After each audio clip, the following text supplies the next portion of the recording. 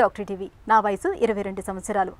నా CT scan నివేదికలో diffuse సెరిబెల్లర్ atrophy అని ఉంది. ఈ వయసులో ఇది మామూలేనా లేక నేను ఏదైనా చికిత్స తీసుకోవాలా, సలహా ఇవ్వండి అని అడుగుతున్నారు. ఈ ప్రశ్నకు డాక్టర్ గారి సమాధానం ఇప్పుడు చూద్దాం. మీరు మీ సిటీ స్కాన్లో సెరెబెల్లార్ అట్రోఫీ అని చెప్పారు, కానీ మీకు లక్షణాలు ఏంటో చెప్పలేదు.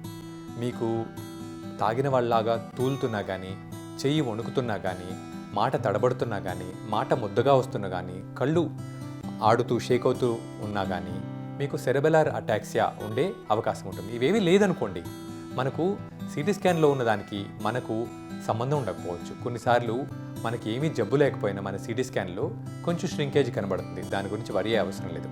కానీ నేను చెప్పిన లక్షణాలు ఏమైనా ఉంటే మీరు చెక్ చేయించుకోవడం మంచిది న్యూరాలజిస్ట్తో.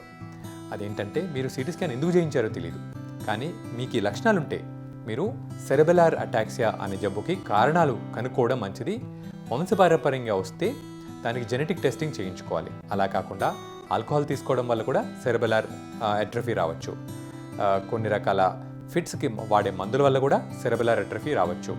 సో మీకుండే సెరెబెల్లార్ అట్రోఫీ లక్షణాలు లేకుండా వచ్చిందా, ఆల్కహాల్ తీసుకుంటే వచ్చిందా, ఫిట్స్కి వాడే మందుల వల్ల వచ్చిందా, లేకపోతే ఏ కారణము లేదా అని మీ న్యూరాలజిస్ట్ మీకు డిసైడ్ చేసి చెప్తారు.